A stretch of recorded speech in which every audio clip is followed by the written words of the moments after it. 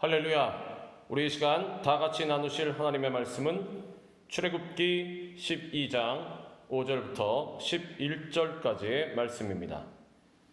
출애굽기 12장 5절부터 11절까지의 말씀, 우리 다 같이 한 목소리로 봉독하겠습니다. 너희 어린 양은 흠없고 일련된 수컷으로 하되 양이나 염소 중에서 취하고 이달 열 나흔 날까지 간직하였다가 해질 때에 이스라엘 회중이 그 양을 잡고 그 피를 양을 먹을 집 좌우 문설주와 인방에 바르고 그 밤에 그 고기를 불에 구워 무교병과 쓴 나물과 아울러 먹되 날것으로나 물에 삶아서 먹지 말고 머리와 다리와 내장을 다 불에 구워 먹고 아침까지 남겨두지 말며 아침까지 남은 것은 곧 불사르라.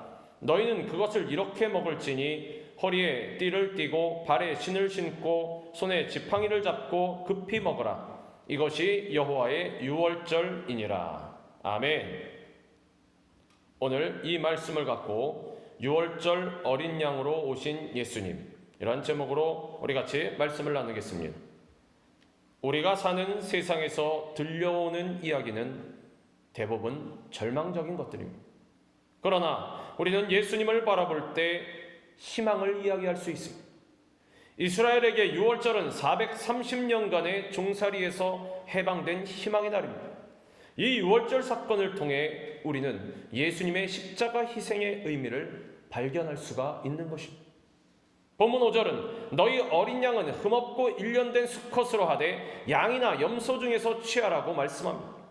하나님께서는 애굽에서 고통당하는 이스라엘 민족을 구원하시기 위해서 모세를 보내셨습니다. 모세는 애굽 왕 바로에게 가서 이스라엘 백성을 내보내줄 것을 요구했습니다. 그러나 바로는 이를 거절하고 오히려 이스라엘 민족을 더욱 혹독한 도역에 시달리게 만들었습니다. 이에 하나님께서는 바로 왕으로 하여금 하나님의 살아계심을 깨닫고 이스라엘 백성을 보내게 하시려고 10가지 재앙을 애굽 땅에 내리셨습니다. 그리고 그 중에 마지막 10번째 재앙이 애굽 땅의 모든 사람과 짐승에 처음 난 것이 죽임을 당하게 되는 것이었습니다. 본문 다음에 있는 12장 12절은 이렇게 말씀하고 있습니다. 내가 그 밤에 애굽 땅에 돌아다니며 사람이나 짐승을 막론하고 애굽 땅에 있는 모든 처음 난 것을 다 치고 애굽의 모든 신을 내가 심판하리라. 나는 여호와라. 하나님께서는 이스라엘의 출애굽을 위해서 애굽에 내린 재앙 중 이 마지막 재앙을 내리실 때 이스라엘 백성들의 장자들을 죽음의 사자로부터 구원하시고 이스라엘 백성을 해방시키시려고 흠없는 어린 양을 준비하라고 말씀하셨습니다. 그래서 하나님의 명령을 따라 모든 이스라엘 백성들이 가족수에 맞게 어린 양을 준비했습니다. 그리고 말씀에 따라 그 어린 양의 피를 문기둥과 인방에 발랐습니다. 본문 7절은 그 피를 양을 먹을 집 좌우 문설주와 인방에 바르라고 말씀합니다. 말씀대로 어린 양의 피를 바른 집은 죽음의 사자가 그 집을 뛰어넘어서 한가 정도 피해를 보지 않았습니다. 12장 13절은 내가 애굽 땅을 칠 때에 그 피가 너희가 사는 집에 있어서 너희를 위하여 표적이 될지라. 내가 피를 볼 때에 너희를 넘어가리니 재앙이 너희에게 내려 멸하지 아니하리라고 말씀합니다. 그래서 이 어린 양들은 이스라엘 백성의 구원을 위한 희생양들이 되었습니다. 이스라엘을 위해 희생된 이 흠없는 어린 양이 바로 우리를 대신하여 세상 죄를 지고 가신 예수님을 상징하는 것입니다. 요한복음 1장 29절은 이튿날 요한이 예수께서 자기에게 나오심을 보고 이르되 보라 세상 죄를 지고 가는 하나님의 어린 양이로다 라고 말씀합니다. 특히 오늘 본문에서는 흠없는 어린 양을 잡아서 피를 흘리라고 했는데 흠없는 어린 양은 예수님께서 죄 없으신 몸으로 이 땅에 오셔서 우리를 대신하여 죽으실 것을 의미하는 것입니다. 하나님의 아들로 죄와 전혀 상관이 없으신 예수님께서 우리의 죄를 대신 감당하시기 위해 이 땅에 오신 것입니다. 히브리서 4장 15절은 우리에게 있는 대제사장은 우리의 연약함을 동정하지 못하실 리가 아니요 모든 일에 우리와 똑같이 시험을 받으시니로되 죄는 없으시니라고 말씀합니다. 흠없는 어린 양이 이스라엘 백성을 대신하여 죽은 것 같이 죄가 전혀 없으신 예수님께서 우리의 죄를 대신하여 친히 속죄 제물이 되사 십자가에서 돌아가신 것입니다. 과연 이 세상 어떤 사람이 죄 있는 우리를 대신해서 죽어줄 수가 있습니까? 죄를 해결하는 길은 오직 죽음으로써 죄값을 치르는 방법밖에 없는 것입니다. 사람들은 누군가의 죄와 허물을 보면 비난하고 비판하고 정죄하기에 바쁩니다. 그러나 사랑의 예수님께서는 죄인인 우리를 살리기 위해 죽으셨습니다. 자신의 생명을 내어주심으로 우리의 구원을 이루어주셨고, 이 놀라운 사랑에 대하여 우리는 늘 감사 또 감사를 드려야 하는 것입니다. 세상 모든 사람의 구원의 길은 오직 예수님뿐입니다. 뿐만 아니라 우리 삶에 다가오는 모든 문제의 해결자가 되시는 분도 오직 예수님뿐입니다. 이스라엘 백성들은 출애굽하기 위해 스스로 어린 양을 준비하여 잡았지만, 우리의 구원자 되신 예수님께서는 하나님께서 친히 우리에게 보내셔서 피 흘려 죽게 하신 하나님의 어린 양이십니다. 그렇기 때문에 우리는 인생의 한가운데 있어도 하나님께서 보내신 어린 양 예수 그리스도만을 믿고 의지하는 것입니다. 신앙도 삶도 오직 예수님 중심으로 살아가야 하는 것입니다. 예수님으로부터 임하는 구원의 은혜를 사모하고 갈망하며 살아가야 하는 것입니다. 우리를 인생의 문제로부터, 어려움으로부터, 질병으로부터 구원하실 분은 이 땅에 오직 주님밖에 없는 것입니다. 주님만이 우리의 영혼과 삶에 참된 만족과 평안을 주실 수 있는 것입니다. 그러므로 우리는 오직 예수님만을 의지하며 한평생 살아가야 하는 것입니다. 본문 7절은 그 피를 양을 먹을 집 좌우 문설주와 임방에 바르라고 말씀합니다. 이스라엘 백성들은 어린 양을 잡아 그 피를 문 좌우 기둥과 문 위 아래 틀에 발랐습니다. 이 피가 이스라엘 백성들의 장자를 죽음의 사자의 칼에서 건져주었습니다. 이 어린 양의 피는 우리의 모든 죄를 사하는 예수님의 보혈을 상징하는 것입니다. 구약의 제사는 한마디로 피의 제사입니다. 예수님께서 우리의 죄를 대속하기 위해 십자가에서 피 흘려 죽으신 것을 예표하고 있는 것입니다. 히브리서 9장 22절은 율법을 따라 거의 모든 물건이 피로써 정결하게 되나니 피 흘림이 없은즉 사함이 없느니라고 말씀합니다. 구약시대에 하나님께서는 속죄의 길을 열어주시기 위해서 죄를 지었을 때 언제나 짐승이 대신하여 피 흘려 죽게 하셨습니다. 그 짐승의 피의 제사를 받으시고 인간의 죄를 용서하셨습니다. 아담과 하와 이후 헤아릴 수 없이 많은 짐승들이 사람들의 죄를 대신하여 피 흘리고 죽었습니다.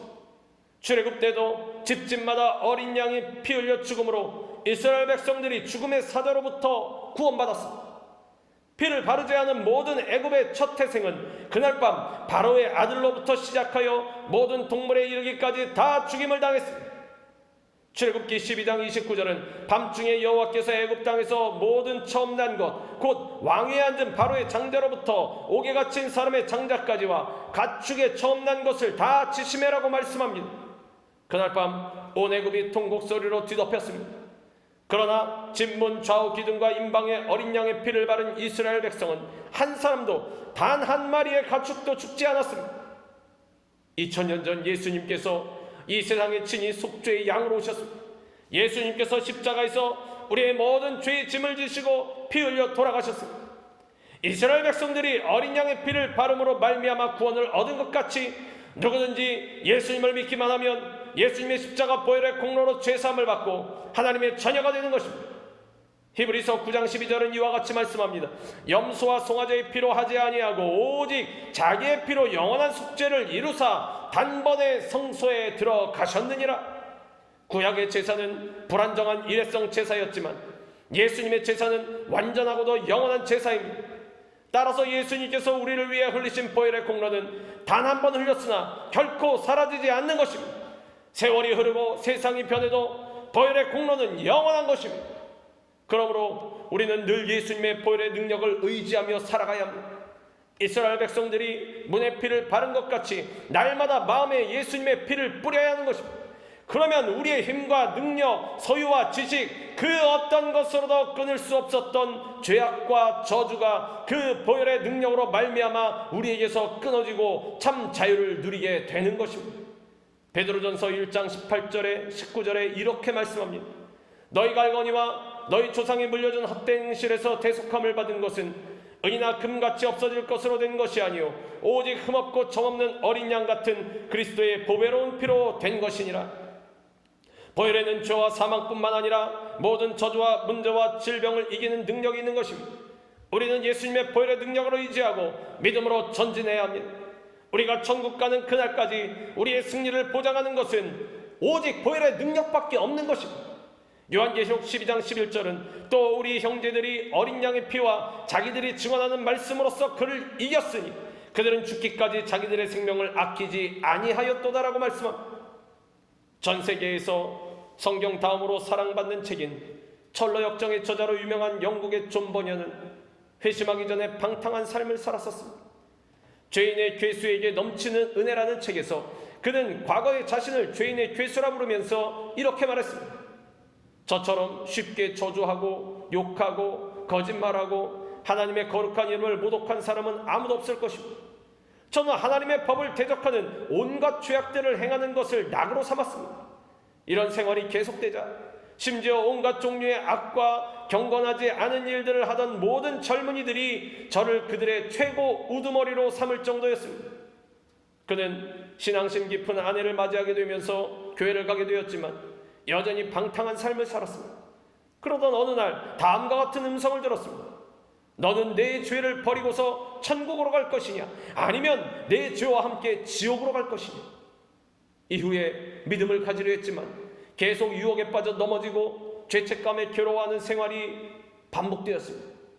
그런데 하나님께 버림받았다는 두려움에 사로잡힌 어느 날 예수 그리스도의 보혈을 통한 하나님의 은혜를 경험하게 되었습니다. 그는 당시의 상황을 이렇게 고백합니다. 엄청난 죄책감에 시달려 괴로워하던 중 어느 날 하나님께서는 다음과 같은 생각이 제 마음속에 일어나게 하셨습니다. 바로 모든 죄가 그리스도의 보혈로 용서받는다는 한 문장이었습니다. 이 생각과 함께 다음과 같은 성경 말씀이 제 마음을 사로잡기 시작했습니다. 그 아들 예수의 피가 우리를 모든 죄에서 깨끗하게 하실 것이요, 조금 전까지만 해도 율법의 다스림을 받던 양심이 그리스도로 말미암은 하나님의 사랑과 평안 가운데 안식하는 것을 느꼈습니다.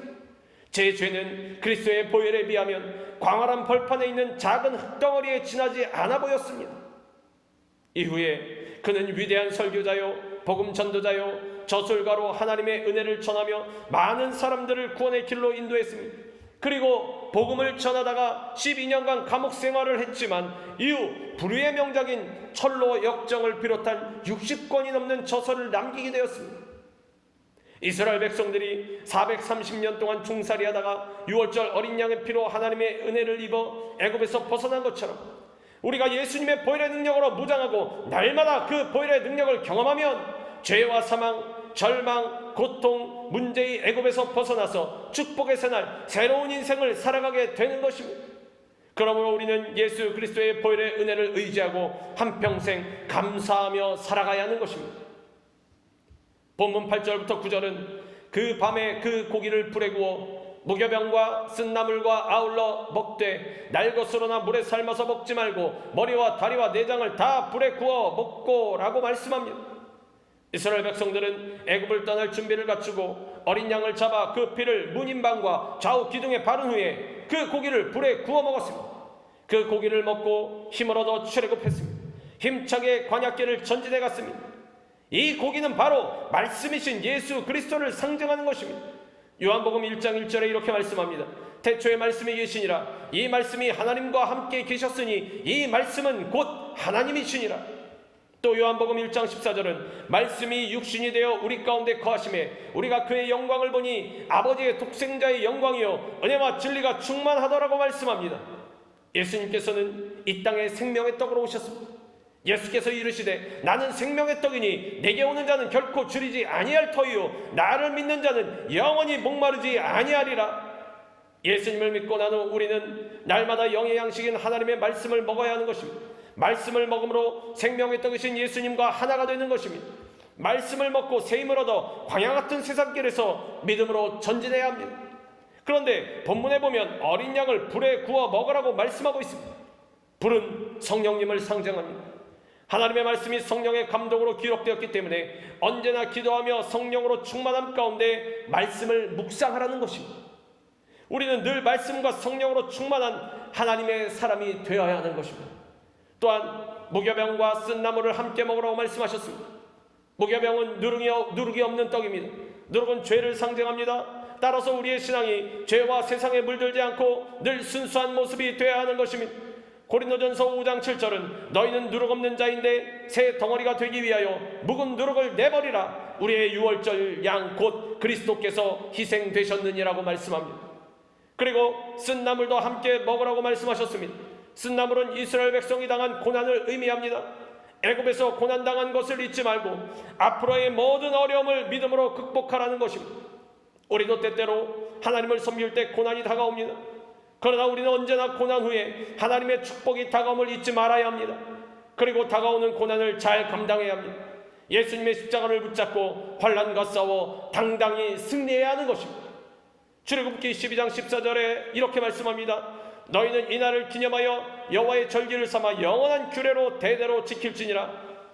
하나님께서는 이스라엘 백성에게 유월절을 영원히 기억하여 지키라고 말씀하셨습니다. 유월절이 얼마나 기쁜 날입니까? 이스라엘 백성들이 430년간 종살이하다가 유월절 어린 양의 피로 말미암아 해방된 날입니다. 우리도 죄 가운데 살다가 하나님의 은혜로 구원받아 극적으로 하나님 자녀가 되었습니다. 우리는 이 놀라운 예수님의 구원의 은혜를 영원히 찬양해야 합니다.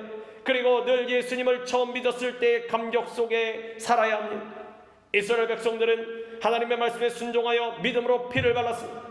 구원의 역사에 있어 우리에게 필요한 것은 믿음뿐입니다. 흔들리지 말고 믿기만 하면 되는 것입니다.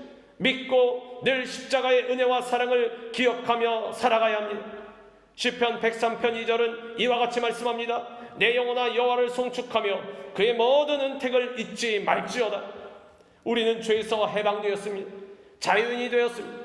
성령의 사람이 되었습니다. 날마다 치료의 역사가 임하고 가난과 저주는 물러갔습니다. 천국의 사람이 되었습니다. 그러므로 어떻게 하든지 우리는 주님을 기쁘시게 하며 영원히 주님의 은혜를 찬양하며 살아가야 하는 것입니다.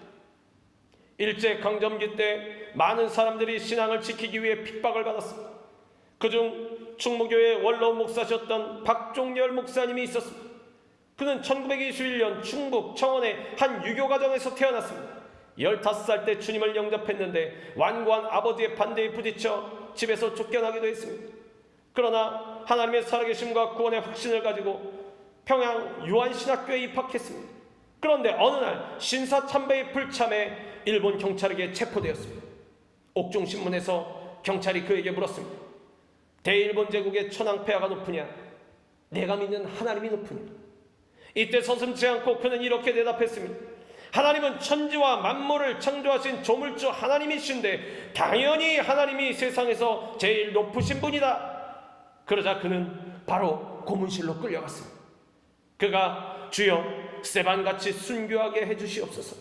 이렇게 기도하며 끌려간 곳은 피비린내 나고 시멘트 바닥에는 핏자국이 흥건한 곳이었습니다.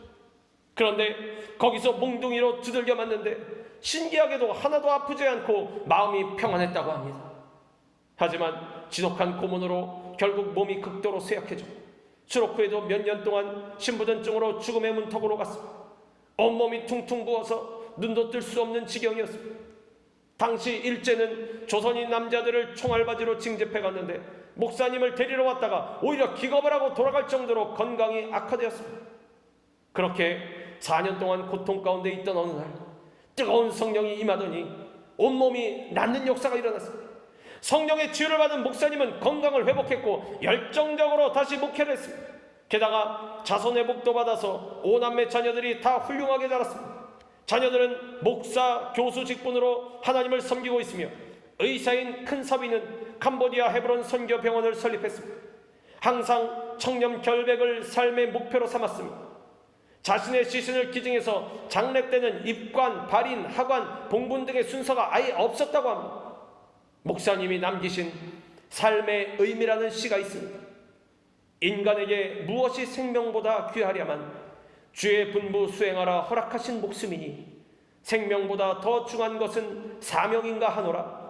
먹거나 마시는 건 생존의 수단이요 삶을 통해 하나님을 영화롭게 하는 것이 인생을 살아야 하는 가장 큰 목표인저.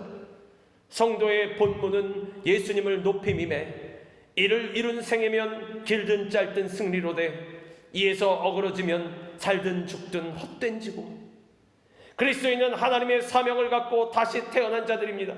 이 사명은 바로 하나님을 영화롭게 하는 것이요 예수님을 높이는 것입니다. 그리고 이를 위해서는 나의 생명조차도 중요한 것이 되어서는 안 됩니다.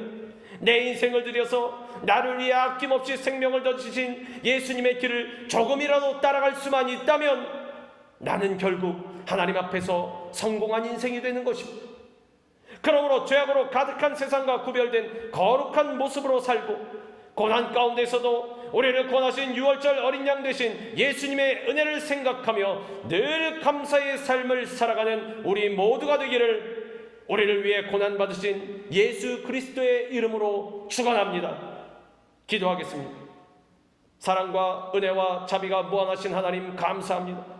우리를 위해 유월절 어린 양으로 오신 예수님을 높여드리고 예수님의 피 묻은 발자국을 따라 주님께서 가장 기뻐하시는 모습으로 주님의 영광을 위해 살다가 주님 앞에 가는 우리 모두가 되게 하여 주시옵소서. 예수 그리스도의 이름으로 감사하며 기도드리옵나이다. 아멘.